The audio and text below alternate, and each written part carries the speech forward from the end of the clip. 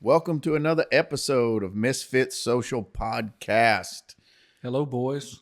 Boys, you call an alligator a lizard? That's what When we was growing up in my Texas, it was grandpappy like, used to say. you see a boy, you slap him.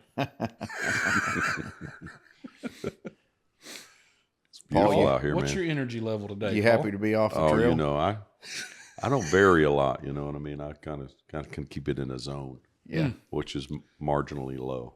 Yeah, I can. Cliff was asking about your wagon, how it was doing, and I can think of one particular podcast where I didn't just fall off the wagon. where he was a little bit elevated.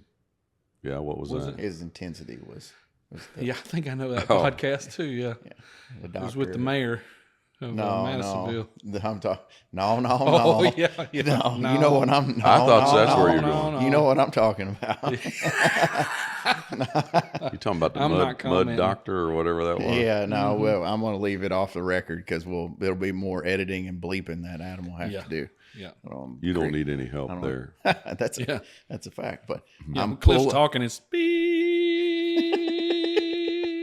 You're making a lot of work for the team around here. Just block it all out. Have you ever had a time in your life where, like, it could be on the playground, it could have been in school, whatever, when you felt like you had somebody that was just like, this is my ride or die person, and then they just freaking left you hanging? You don't have to say any names or nothing. You can just say yes They or no. betrayed you? Huh? Yeah, they betrayed you in your hour Yeah, of it need. just felt like, you felt like they were your dude, and then it was just like, what the, How many stories do you want? how much time you got, buddy? That's right. Oh, yeah. call your girlfriend, and he's over there. Oh, that one?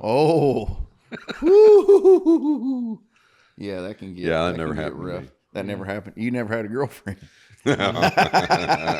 Got him. Got you. Nah, I just, that kind of where it feel. You use the word betrayal, but that type of that feeling of abandonment, the feeling of aloneness, it probably the most alone I ever felt in my life at one point was I had all of my stuff stolen in Germany. It was my first trip right after COVID. So, you hadn't traveled in forever. I'm on the train from Frankfurt to Dusseldorf. And I was a little bit jet lagged, but man, the train for whatever reason just puts me to sleep. So I was in the first class car, and if you're ever on their trains, like they have places where you can put luggage right when you get on, but there's one particular seat where there's a gap there and you can just slide your roller behind it.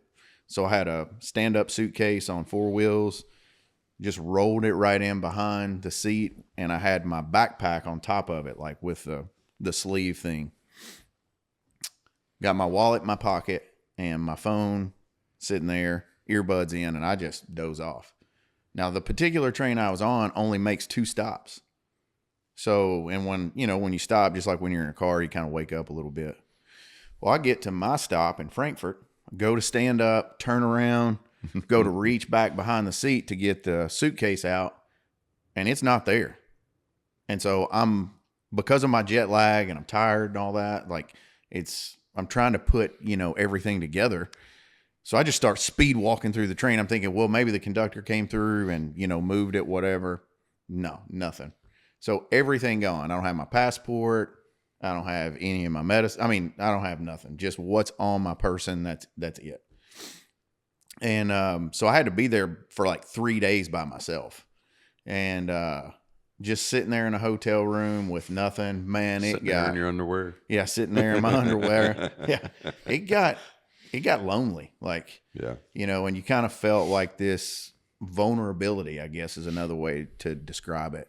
And I don't know that I've ever really kind of felt that way before, where you just felt betrayed, just like, what's going on. Maybe that's a small thing, but that was a new experience for me. Royce and I were talking the other day about going through a situation, and when we were bouncing the idea back and forth, he made the statement. He's like, well, whose side do you think God is on in that? And then that brought up like just another level of conversation. So do we even feel like that's a thing? Like, do we feel like in our times of aloneness, our times of, going through something, whether it's a sickness, whatever, is God on somebody's side, or how you feel about that? Well, sadly, anytime that I've been betrayed, I'm party to it. And even though you cry, even though you grieve and have all of these emotions and struggle hating somebody for what they do, then you have to roll the tape all the way back. And if you're honest, there are things you did, things that were a part of the setup as well. It wasn't just the flaws of another person stealing from you, but it was your own contribution to it, which is kind of painful too, Yeah. And may take you a while to get that perspective. Yeah. So then it's harder to just point fingers, even though you probably could still point fingers, I don't know where, if that's, I'm just riffing here a little bit. Well, I think the whole whose side God's on is flawed. And I don't think it's the same as what does God think about something, whether we can know that or not, or if we take a trip into the text, which for me, the Bible would be God's autobiography. It's his resume in the sense that he's written and left an account of something that we can wrestle with as to what he's like, so what does he think about something? But then this whose side is God on, it takes it somewhere, which I think the whole question is flawed, which it puts it as an anthropocentric approach to I'm going this direction and is God with me. And it's fundamentally flawed. And I mean, if we take the text does not approach it that way at all. It's, am I on God's side? Yeah. What's that that Old Testament story where he sees the angel of the Lord or whatever? Joshua. Yeah. Chapter 5. How's that story go? But it literally uses that language. Yeah. Right? You have to set the full context of it. They've left Egypt, and then they have wandered for 40 years. I mean, you talk about a long time of transition. Who likes transition? Not me. Yeah. Let me just tell you that now. I'm in it now, and I'm like, it's stupid. Say you don't like you decided to not transition, or yeah. I'm not ready to talk about it just yet. Okay. But yeah, you'll some buzzwords out there that are just I know they're losing gotta use their them careful. ability. Yeah, you guys are gonna find out. You're gonna find out. Need some vocabulary switch up. Yeah. All right. Well, they were transitioning from. I'm still using transitioning. Yeah. Egyptian slavery, which was 400 years. And then they murmured and complained and drug this moment of shift out in the wilderness. And you got to know this because it's Joshua and Caleb are like, man, let's do it. Let's go on into the next season, the next chapter, going into Canaan. Well, that has finally happened after 40 years. And their first stop is a walled city called Jericho. And it's their first, we're moving in. This is the opposition. And it's a big impossible situation. The night before their confrontation with this city of Jericho, he sees someone arrayed like he who? Joshua. Okay. He, in the night, encounters a being decked out in armor and with a massive sword. It's just kind of cool, and it's scary, right? And so he says, are you for us, or are you for our enemies? And the being says, neither. Mm-hmm. I'm the commander of the Lord's army, which basically I'm for the Lord. And that doesn't apply to you or your adversary or you or your enemy. The question is, whose side are you on? Mm-hmm. Yeah, and so we asked the wrong question. That's pretty interesting, neither.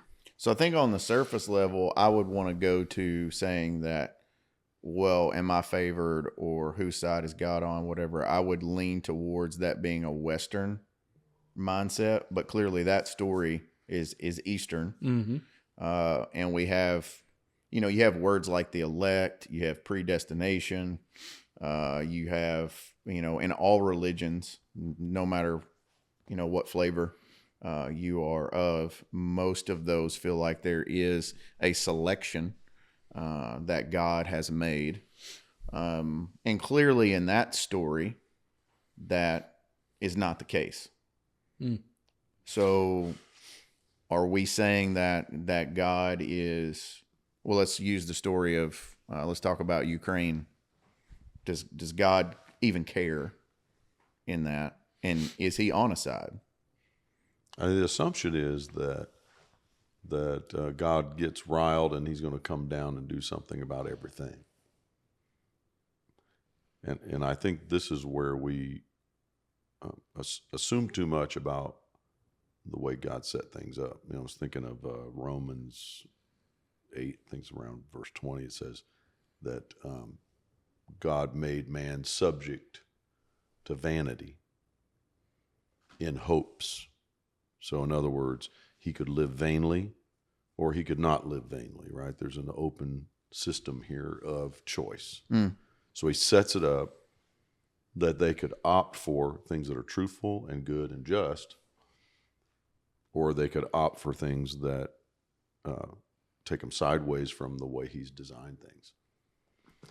But he's kind of like, what does God do about that? When you make a wrong choice or an unjust, does he come down and slap your wrist right now? No. The system is such that it is set up that you can make bad choices. And so in the very system, it has maybe, and I'm just kind of like going off the top of my head here just for conversation's sake, maybe the system itself has its own built-in consequences rather than something action-oriented that God's going to do in the moment. So if you make a bad choice, it replicates down and you have bad consequences. And those in themselves teach you to get yourself straightened around. And so he set the thing up and not necessarily put his hand in every single move, like whether he's on one side or the other. So is that getting into a little bit of every action has a reaction kind of thing? Yeah. Right. I'm just saying, God's on the side of right, but does he do something about it is what I guess I'm presenting as a posit, like what does he do something about it? I don't know that he does. Yeah. Well, for me, I feel like in Paul, the Apostle Paul, he does this a lot, and I'm not saying I'll do it as good as him, but these big questions, we should go back to the beginning, right? And try and at least see where the story establishes the beginning. And so it would say the beginning of what? Genesis. Okay. Just take it, like Paul takes it back to Genesis a lot to try and understand something. So we'll run to Genesis real quick and say, Genesis, the story tells us, and I'm sure there's just a lot of nuance in this too, but it's basically a poem. God does this, God does that, God creates, God says, then he makes man. And he makes man in his own image. This is a big deal in that story, is that he's making and casting a mirror image of himself.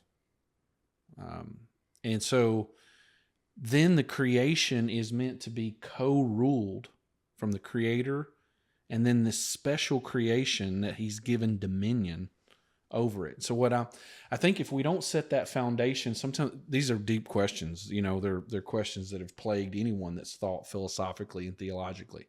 What I'm getting at, and I'll just summarize it really quick, is that it would appear that the creator has shared all of this creation with a being that he wants to co-rule with him.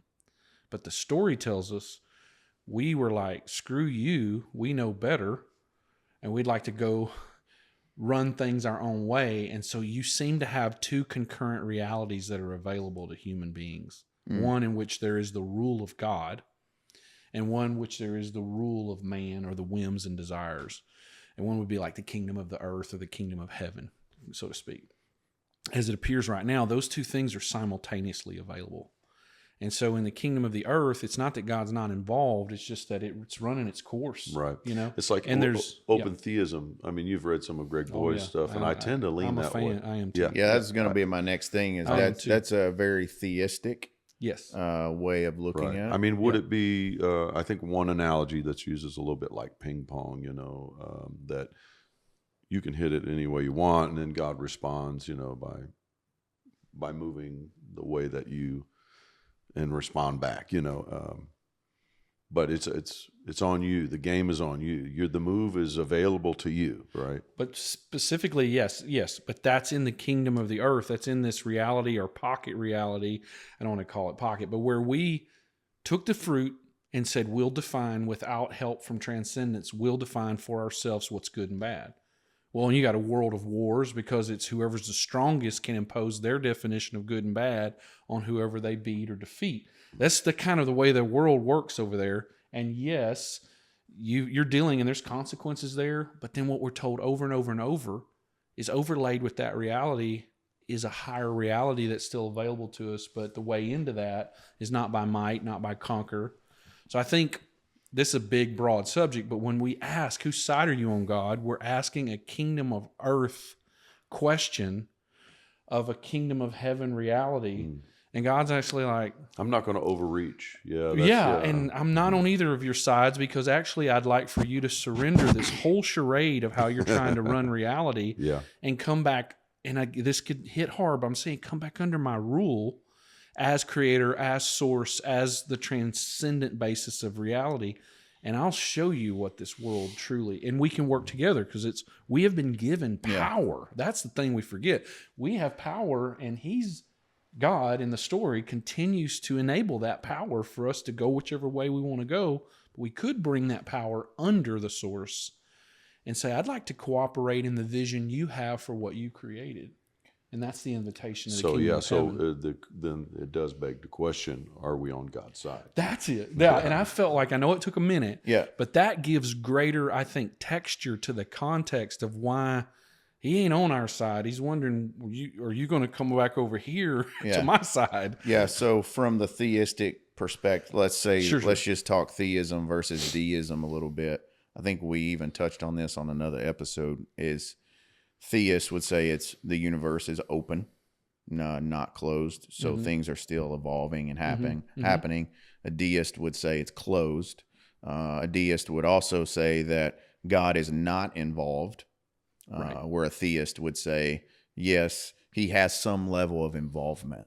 And that's that's a little bit of the ground rules that we're playing by here, right? Sure. Yep. So when someone says, I love the Righteous Gemstones, and if you like good humor, watch it. If you're sensitive to things, don't watch it. But one of the statements that was made in there, they were talking about how, spoiler alert, the mom dies, and Judy's like, she was like, well, I don't know why God had to go and kill mama. and so, that's a little bit funny about something tragic, but the reality is that when we get sick, sometimes we can go to God with the questioning of why. Is that also a different way of saying, I thought you were on my side? It is.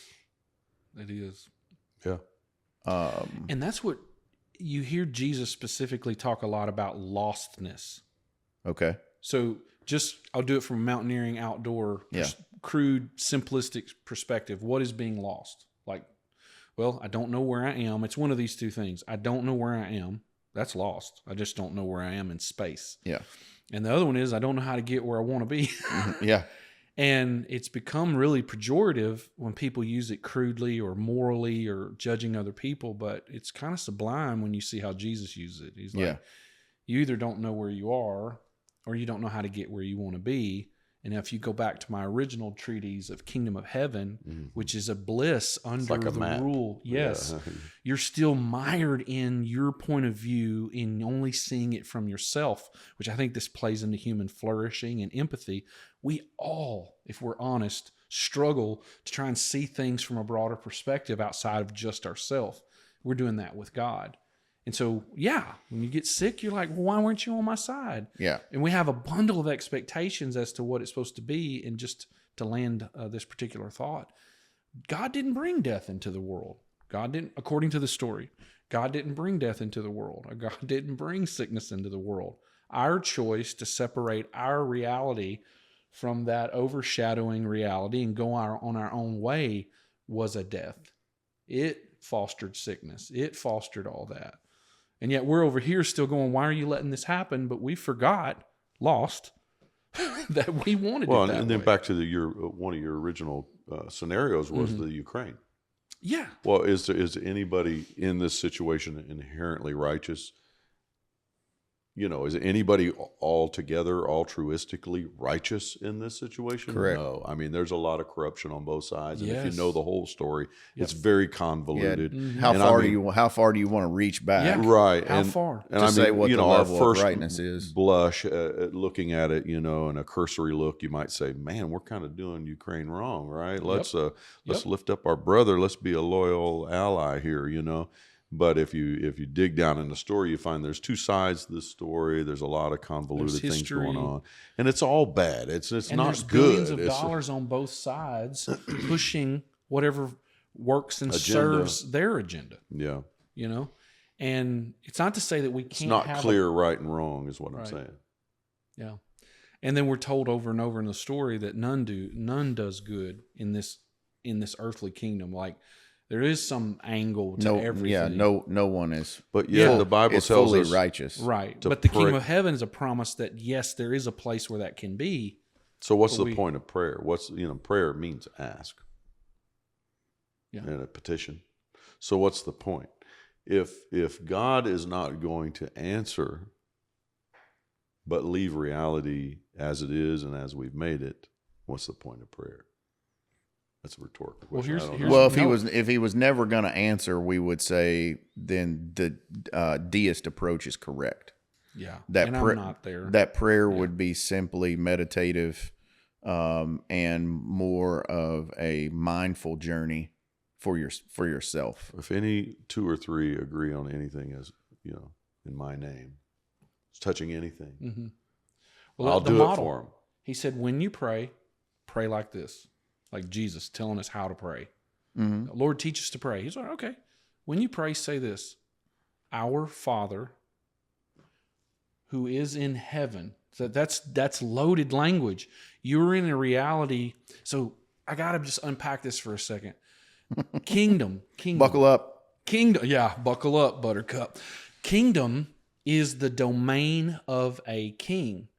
So in the kingdom of earth, humans are all fighting over their domain. It's whose will is going to be in effect. They're all trying to be kings. It's not that we aren't kings. It's that we are kings who have revolted against the original king, according to the story. But when you come back, he says, Our Father who art in heaven. I'll do the King James version of it. That is stating that from your reality, your will is in effect in that reality. So we start there. Mm-hmm. You are in a reality where your will is in full effect. A kingdom is the domain of a king. The domain of a king is where that king or queen's will is in full effect.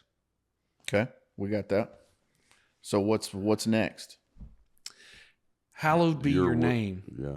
Your authority. So you are reaching from this earth reality where we fight over who's kings and whose will. Yeah, you're taking a position of servant. Yes. You're the sovereign. Yeah. And you're yearning for a reality Yeah, so where you're positioning yourself as the subject of the king, right? Mm-hmm. All right. He's your Hallowed be Keep your rolling. name. Yeah, read Watch on. it. Read on. Your kingdom come. Yeah. Your will be done in earth as it is in the reality where everything is in alignment with your will. Yeah. So what we forget is the ancients believed in a dual sense of reality, an earth realm and a divine realm.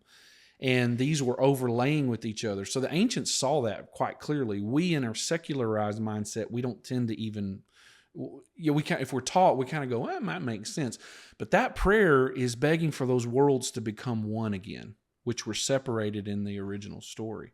So that's the heart, is like, come, bring the reality where you know what's best. You understand what's truly good, what's truly evil. And instead of being on our side, allow us to be on your side. Do you think that God interrupts the process of the original chess match? You know what I mean? The original moves. Do you think he interrupts? Does he ever interrupt the reality that we've created? Yes.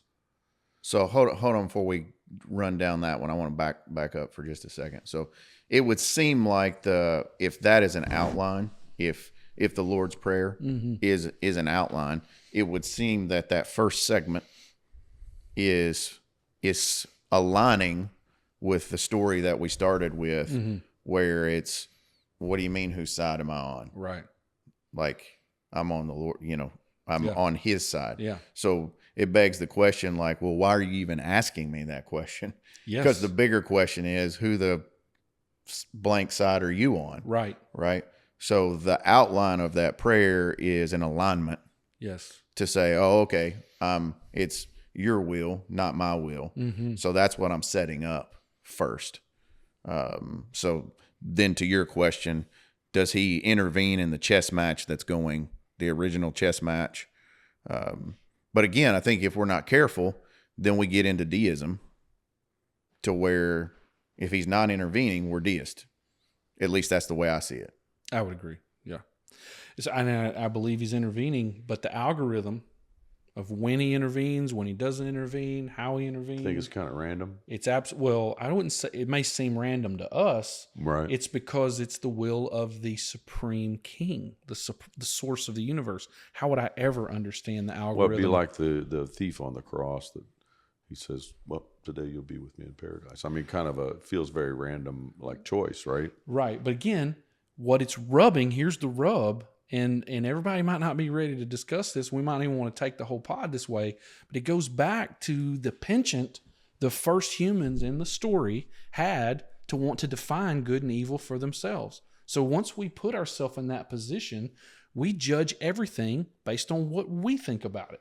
I'm what sick. we think's good. This right. is bad. Right. This is bad, but is there I've an been intelligence? wrong. There's an injustice. Okay, so for you, let me just ask this question, because I never get to finish good points. That's all right. That's because you go too long. That's because you go too long. You're like a long preacher. No. You know, that guy takes his watch off and sticks it on the podium, and he says, you "You know ain't what gonna this come in means?" here. Yeah. No, Absolutely I know. nothing. I know. Whenever You ain't gonna come in here and tell another lawyer to shut his mouth. I know. I know when you touch his leg, this is getting ready to be a long one.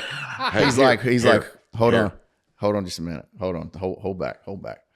So you can finish. I just want to establish something here. I didn't forget where I was going. That's great. It'll shorten the pod down by at least 30 minutes.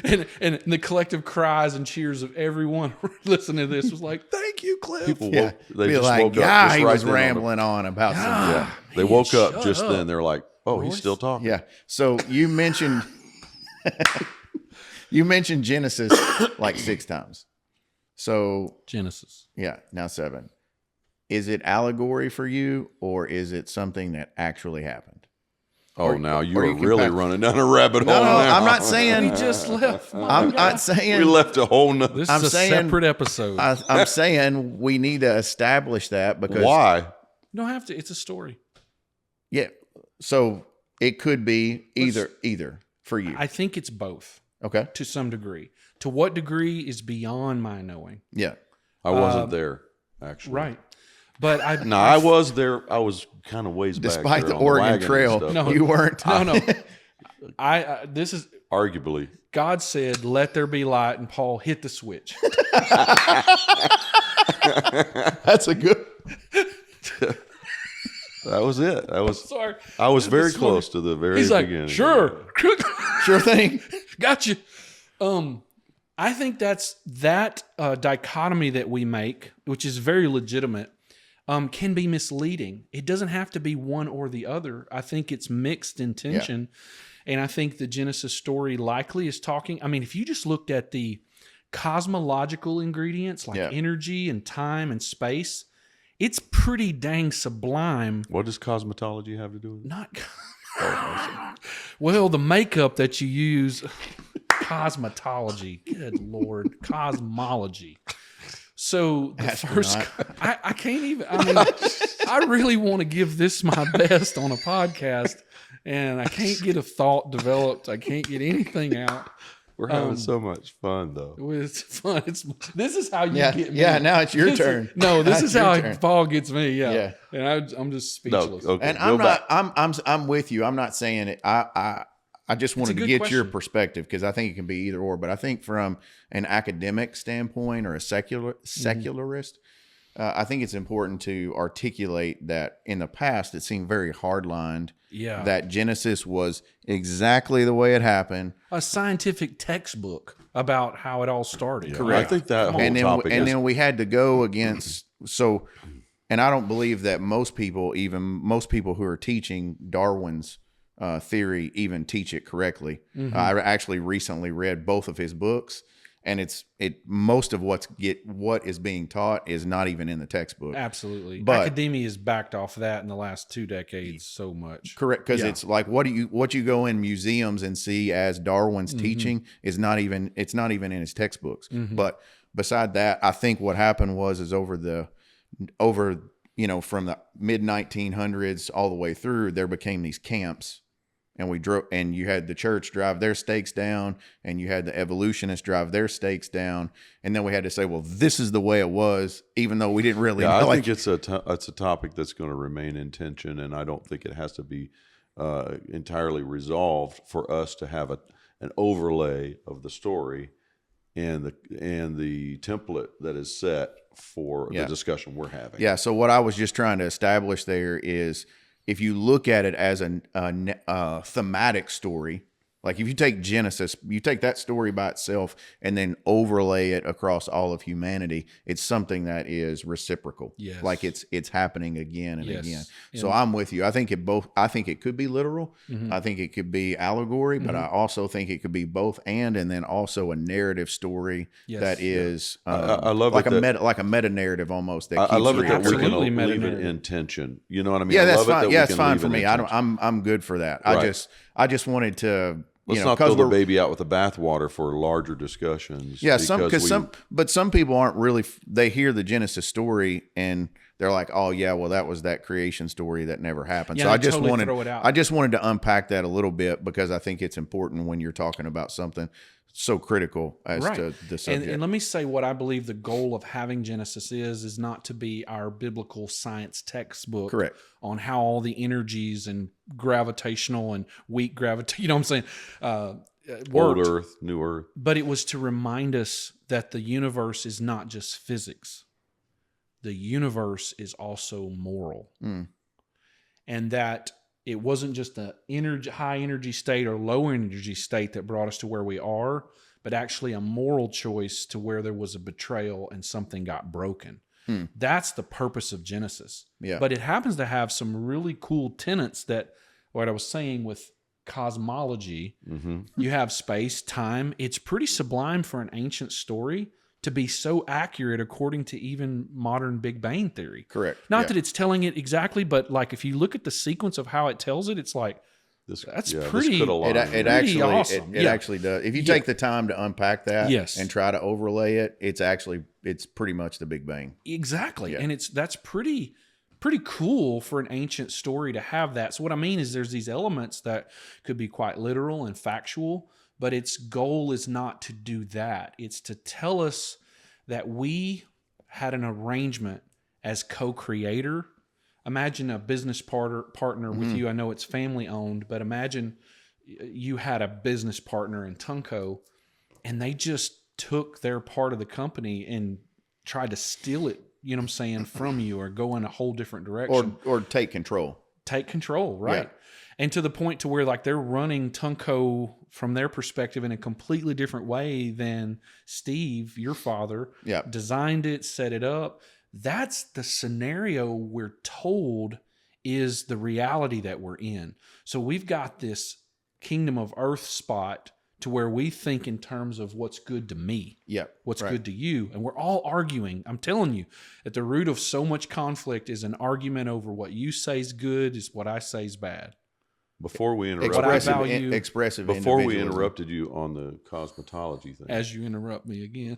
look, we were talking about, though, you were in the mid of the prayer thing, the bringing the reality. Yeah, that's Yes. where I was gonna. So if you look at the meta narrative, does God interrupt the process? Yeah. If you look at the meta narrative on that, is we're always reaching for that fruit.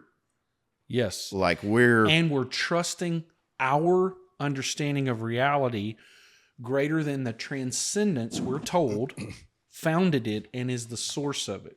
So we're always being called back to, instead of judging based on what we have addicted ourselves to as right and wrong, surrender and let that potentially come from outside of us, which would be the surrender to a higher kingdom and saying, I'm going to let you decide. It's not that you can't have an opinion, is that you're willing to suspend judgment to receive greater understanding, greater perspective from something that's so much bigger than any of us.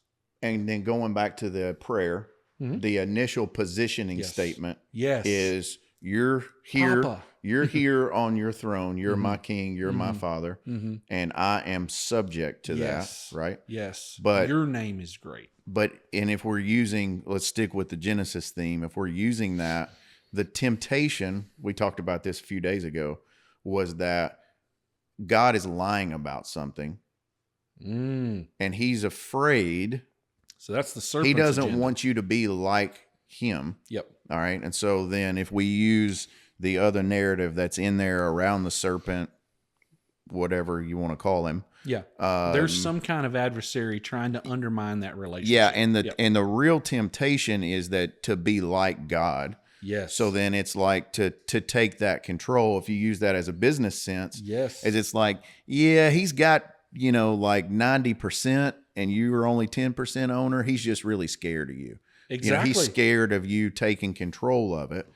And then so we're like, oh, okay, fuck him then. I'm going to go do this thing, this direction, and then I'm going to put my hands on it. And then when I put my hands on it, I'm like, oh, he said I would die when I touched it, and I'm still living, dead. And it's actually a thing. This, whatever this is Feels in my good. hand, Feels great. good, smells good, and tastes good.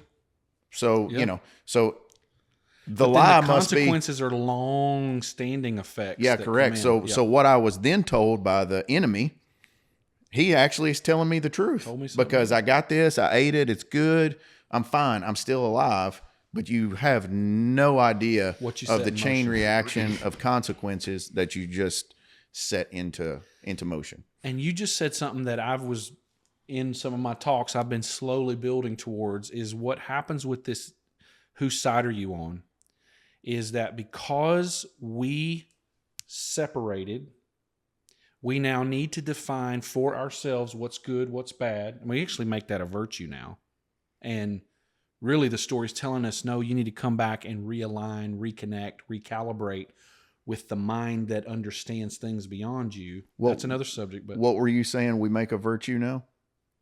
our own definitions of good and bad, Okay. your own ability to The define rightness, for yourself. rightness, wrongness. Absolutely. Relativism. Yeah. What's true for you, whatever, Yeah, and that's where we get a ton of virtue signaling today. Yes. Right? Because, 'Cause and it's then like- you just hit it. Yeah. Because what comes as a side effect of that is the need to create self-justifying stories.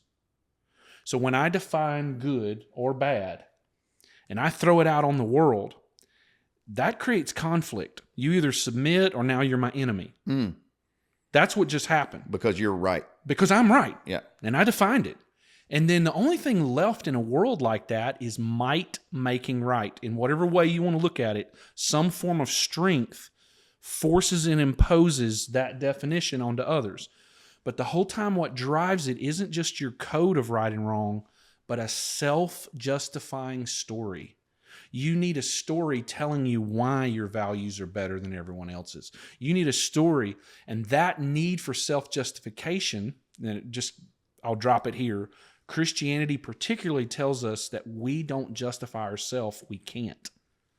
Meaning that self-justifying behavior is futile, and it keeps leading to distortion. I would agree that Jesus' message definitely doesn't say that. I think Christianity sometimes takes on that Okay. righteousness. They're definitely not across wholesale living up to that message. So yeah, I was wanting to just make it gentle and broad, but Jesus teaches us that it's a gift that God would give us to make us right, so we don't have to waste our time trying to make ourselves right. Mm-hmm. It's a gift of coming back under the kingdom of heaven. Is you're made right because you came home. It's the prodigal son, the prodigal daughter. So that's what I want to say is like, when we do this, whose side are you on? We are trying to place things in our moral code and put them in the script of our self-justifying story. Yeah. Well said. And that whole thing needs to be said. really You say some examined. pretty cool stuff when non-interrupted. If I could just get a breath out, I might say something that's worth considering. Yeah. So how does one, Paul, you and I have had some interesting discourse over the years where we were on opposite sides. Like, you believe passionately about something, I believe passionately about something. But I felt like we always still walked away as friends, even if you could leave the conversation and be wrong. It was okay with me. It was your right to be wrong. Yeah, I was like God in this. Yeah, exactly. He was being self-justifying story. Self-justifying story. There he is. He showed up. Yeah. But I feel like we walked away from those still friends. I didn't convince you one way. You didn't convince me the other way. And nor do I feel like we were virtue signaling to where it was just like, I'm hell bent that I have to be right about this and I need you to bow down to my rightness. Mm-hmm. In the polarized world that we're living in, I really feel like people are struggling with that. Yes. That there is some meta narrative going. Sorry, I've used that word a couple times, but there's a meta narrative going on that is pushing people to feel like they need to prove their rightness. Yeah, look at God for real though. He doesn't come down and have to prove things. He's just set things in motion, and you can rub against it if you want to, you know. And I think it's proof that we can't really be like him. Yeah, I think part of the reason we can't handle it because he's not having to prove anything and doesn't. Yeah. Mm-mm. And I feel like that's where a little bit of that mystery weaves and wobs, and it's like, well, how do I know whether he's going to be involved or not be involved, or is he going to answer this prayer or not answer that prayer? And I think that's where people struggle, because they're like, if I was God, exactly, I wouldn't do that. And Tim Keller would say, yeah, sorry, you're not qualified for that job. So you can't even think that way. Where you were talking about where we get in the discourse and a little, conflict with ideas or whatever. I think there has to be a certain self-awareness that you're not all that great to be able to allow other people to live in tension with their own not so greatness. Yeah. Arnold Palmer would say about golf. He said in his book to somebody, he saw him getting mad and throwing their clubs down. He just looked at him and said, "Bud, you're not that good to be that mad." Think about that. Well, that's Christ's message as well. Yeah. Not as a debilitating critique on the glory of humanity. It's that you're trying to put yourself in a role, just to put it very theological, you weren't made for. Mm-hmm. And the lostness is that we have totally forgotten where our sweet spot is. It's not judging everything. It's not us versus them. It's actually coming under a place of rest and peace and surrender, that there's some things that are bigger than my ability to fully make an informed decision about. Yeah. And I can trust, but that's the question. Yeah. Can I trust love, transcendence, the source, God,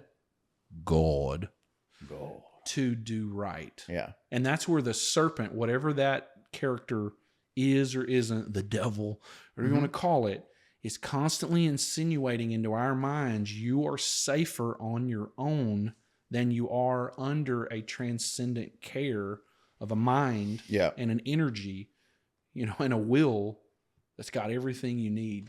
I think to guide you. I think Martin Luther King Jr. was a good example, modern day example, of somebody who could be fiery at times, but also just have a regular conversation, but also show restraint, yes, and decorum for somebody who didn't have a difference of opinion. I mean, there was real oppression going on. He's representing severe persecution. And then if you go back to, his forefathers that he represented, just straight out enslavement. Yes. So if anybody had a right to have righteous indignation or, just really be like, this is the right side to be on, it would have been somebody like Martin Luther King. And I felt like he carried that with a pretty good human balance. I think that's a good modern representation of what that would look like.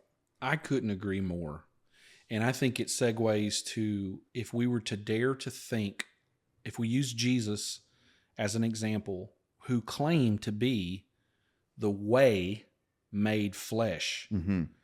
Like, so we want, God, what are you doing? So that theistic, deistic divide, what are you doing? Well, God seems to be having weaved through all of our catastrophes some thread of light and hope that's available to us at any moment, but it's subtle.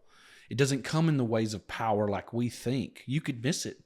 If you don't want to look for it, you don't have to see it. It's respecting our free will, and then we use that as more evidence of, well, you ain't doing anything. It's like, no, you have to really want it to see it. Wow, that when God came to give us a powerful message, that he came in weakness. Yes, because we're weak. The majority of people, I don't mean we don't have any strength, but I'm talking about compared to the strength necessary to bring about the change and transformation on earth. We're still struggling. We haven't got it right yet. That's what I mean. We're weak compared to that challenge. Yeah. But someone's not and is weaving and meeting us in that weakness. So here's what I want to say with my amen to your Martin Luther King. He loved well and he suffered well. Mm. And rather than maybe impose good and evil definitions that are so arbitrary and chaotic, what if we realize that maybe our purpose on this earth, that hits me, suffer well, is love well and suffer well. Yeah. And if I love well and suffer well, the people around me are not going to hurt the way they would if I was only pursuing everyone conforming to my idea of good and bad. Yeah. That's good. And you say some good stuff when you're not interrupted. If I just have one moment to get my old brain going, No, I think loving well and suffering well might be the sum of a great life. Yeah. So let's kind of wrap. Let's wrap with that. So that would be your positioning statement from the human perspective is let's make significant efforts to love well and suffer well. That means we're going to have to embrace some tough things. Absolutely. And so we need that other kingdom. Yeah. So if we suffer well, that means there's going to be some painful moments that we can't just be like, no, I'm going to resist this and fight and run from it. Suffer well. But from a positioning statement from him is that he is loving. He is fatherly. He does want to be in our life, but he has also set things in motion. And at times he's limiting himself. Yep. And at times there is involvement. And at the end of the day, back to our positioning statement, we love well, suffer well, and we're not really qualified to say what he shouldn't be, or even really is doing. Absolutely. We can talk about it, but at the end of the day, we're just still not qualified for it. And loving well and suffering well positions us to accept things we have no power. There's this lie and illusion that if we try hard enough, if we get enough knowledge, we have the power to do anything we want to do. And we all know down deep, we can do more than we accept in certain situations, but we also know there's some things I just don't have any control over. Yeah. And I love that's that. a suffering, is to surrender that. I love that statement that Jesus made. You can fall on the rock and be broken, or the rock can fall on you and crush you to powder. I think sometimes people look for, Christian theology to say in the end, God's going to give you a good old spanking and send you to hell. Yeah. And actually, we're choosing our own judgment all the way through. Mm. So good. Because we're all the way through. We're addicted to how we have created the moral code for our life. Yeah. Yeah. But I would say, and land it here, that Father who art in heaven, who we're inviting into our mess, is what that prayer is doing. It's like, I would love for you to come in with your wisdom and your knowledge and your ability. And what can you do with this mess? Yeah. Help me define my suffering. And here's why I trust it. This is the statement. Because what I have seen in the story, referencing Jesus, is someone who loves exceptionally well. Yeah. And suffers exceptionally well. So let's wrap with this. Why don't you say the entire Lord's Prayer? Just go all the way through it. Our Father, who art in heaven, hallowed be your name. Your kingdom come, your will be done, in earth as it is in heaven. Give us this day our daily bread. Forgive us of our debts as we forgive our debtors. I think I put something out of order there. Forgive me. And then it's your kingdom come. Your lead will us be not done. into temptation. Lead us not into, there we go. Yeah. Yeah. Caught me off guard. Lead us not into temptation, but deliver us from evil. For thine is the kingdom and the power and the glory forever and ever. Yeah. Amen. So the beginning and the end is positioning where we are in alignment with him. Mm-hmm. It's good stuff. Well, remember to Great talk, love guys. well, suffer well, and be a misfit. Mm-hmm. That's You're a a wrap. misfit. What is that? Is that a part of the quote? That's in the non-King James version. Oh, okay. That's a wrap. Love you, boys. Yep. Let's go.